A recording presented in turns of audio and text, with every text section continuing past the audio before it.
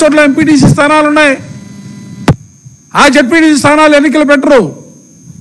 కేవలం కడప జిల్లాలో పులివెందుల జడ్పీటీసీ స్థానం, ఒంటిపేట జడ్పీటీసీ స్థానం, ఈ 2 స్థానాలకు మాత్రమే ఎన్నికలు జరుగుతాయి.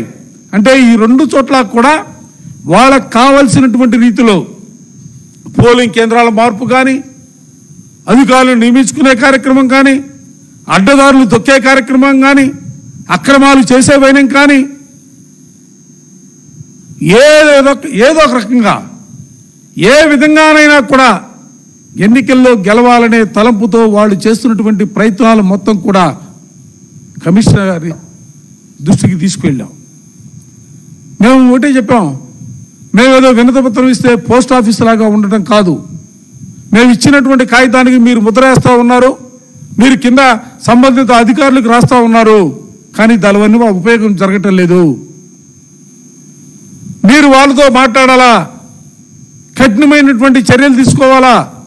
ఎవరైతే తప్పు చేస్తా ఉన్నారో, ఏ అధికార పార్టీకి వత్తాసు పలుకుతా ఉన్నారో వారందరిపైన కూడా చర్యలు తీసుకునే కార్యక్రమానికి శ్రీకారం చుట్టాలా. అప్పుడే వ్యవస్థల మీద నమ్మకం పెరుగుతుంది. అసలు ఇవాళ ఇట్లాంటి పరిస్థితులు రాష్ట్రంలో ఉంటే భవిష్యత్తు సంబంధించి అసలు ఏ విధమైనటువంటి పరిస్థితులు రాబోతూ ఉన్నాయి?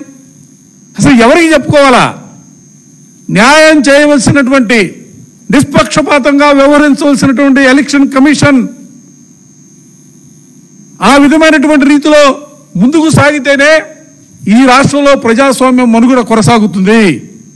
బిఆర్ అంబేద్కర్ గారు రచించినటువంటి రాజ్యాంగం ఈ రాష్ట్రంలో అమలు చేయరు. ఈ రాష్ట్రంలో రెడ్ బుక్ రాజ్యాంగం మాత్రమే అమలు చేస్తున్నటువంటి పరిస్థితులు ఉన్నటువంటి ఈ సందర్భంలో తప్పనిసరిగా మీ అధికారాల్ని వినియోగించుకోవాలా. మీ అధికారాల ద్వారా నిష్పక్షపాతంగా మేము పదే ఎన్నికల కమిషన్ కానీ 5 సార్లు ఆఫీస్కి వెళ్ళాం. ఈ మధ్యకాలంలో ఎక్కే మెట్లు ఎక్కుతా ఉన్నాం, దిగే మెట్లు దిగుతూ ఉన్నాం. మేము అడిగింది మా రిక్వెస్ట్ మాకేదో సపోర్ట్ చేయమని మేము అడగట్లా. ప్రజాస్వామ్యాన్ని పరిరక్షించడానికి పూర్తి స్థాయిలో ఎన్నికల కమిషనర్ గారు పనిచేయాలా, వ్యవస్థ పనిచేయాలా. అసలు నాకు ఆశ్చర్యం కలిగి పులివెందుల ఎన్నికల గెలుపోవడంతోనే ఈ రాష్ట్ర రాజకీయాలు మారిపోతాయా? ఎందుకు తాపత్రపడుతున్నారు? ఎందుకు అడ్డదారులు దొక్కుతున్నారు? ప్రజాస్వామ్యంలో మీరైనా మేమైనా ఎన్నికలకు వెళ్ళినప్పుడు ప్రజల తీర్పు ద్వారా ఆ గెలుపుని మనం స్వీకరించాలా. కానీ అవన్నీ కూడా పక్కన పెట్టారు. ఇవాళ 4 కిలోమీటర్ల దూరం అంటే ఓటరు వెళ్ళాలంటే ఆ మధ్యలో ఎన్ని అవాంతరాలు, ఎన్ని రకాలుగా పోలీసులు ఒత్తిళ్లు, తెలుగుదేశం నాయకులు అడ్డుకునే వైనం, ఇవన్నీ కూడా దృష్టిలో పెట్టుకోవాలా. తప్పనిసరిగా దీనిపైన మీరు నిష్పక్షపాతంగా ముందుకు సాగాలని చెప్పి మేము కమిషనర్ గారిని కలిసాం, గట్టిగా చెప్పాం. వారు కూడా పరిశీలన చేస్తామన్నారు. మేము కమిషనర్ గారితో కూడా చెప్పాం, ఒకవేళ ఇక్కడ కనుక మాకు న్యాయం జరగకపోతే న్యాయస్థానాలను కూడా మేము ఆశ్రయిస్తాం. తప్పనిసరిగా న్యాయస్థానాల్లో ప్రజాస్వామ్యాన్ని బతికించడం కోసం వైఎస్ఆర్ కాంగ్రెస్ పార్టీ పోరాటం చేస్తున్న అంశాన్ని కూడా వారి దృష్టిలో కూడా పెట్టడం జరిగింది.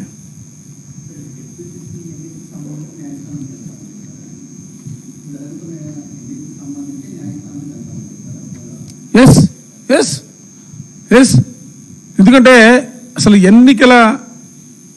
ఎన్నికల్ని సమీక్షించి ఎన్నికలు నిష్పక్షపాతంగా నిర్వహించాల్సింది ఎన్నికల కమిషన్.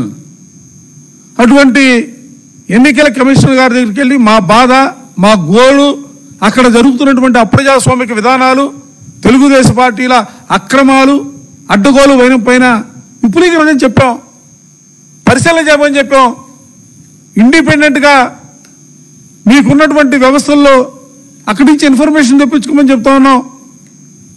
మేము చెబుతున్నటువంటి వైనాన్ని మాత్రమే మీరు నమ్మొద్దు. మీకున్నటువంటి పూర్తి సమాచారాన్ని, క్షేత్రస్థాయిలో జరుగుతున్నటువంటి వీటిపైన మీరు ఇండిపెండెంట్గా సమాచారం తెప్పించుకోండి, వ్యవస్థలను కాపాడండి చెప్పాం.